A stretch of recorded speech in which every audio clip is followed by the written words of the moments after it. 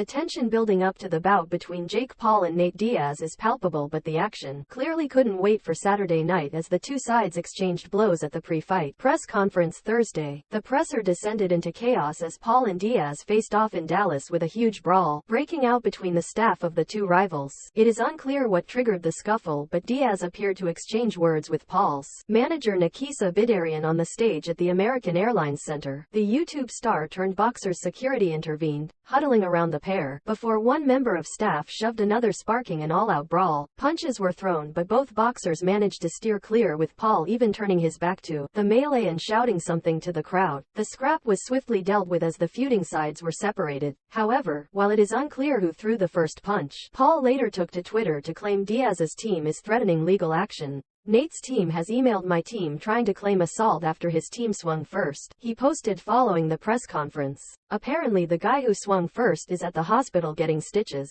Hilarious, these fake gangsters acting like this. Paul also claimed following the ruckus that his mind games with Diaz have succeeded. Man, I'm deep in his head, he said during the DAZN weigh-in show after Diaz's appearance. I'm having a picnic in his head, and man, I hurt his feelings. In his head, he basically got all pissed off.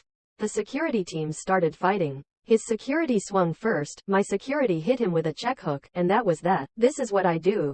I love to get in people's head, get them all riled up.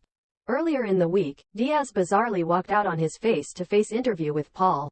Diaz has been criticized for his lack of promotion for the fight, and this continued as Ariel Helwani hosted a sit-down interview between the pair after years of them exchanging insults via social media. A video clip from their interview shows Paul praising his opponent on Saturday, who appeared to be restless throughout. Paul said, "He's a warrior.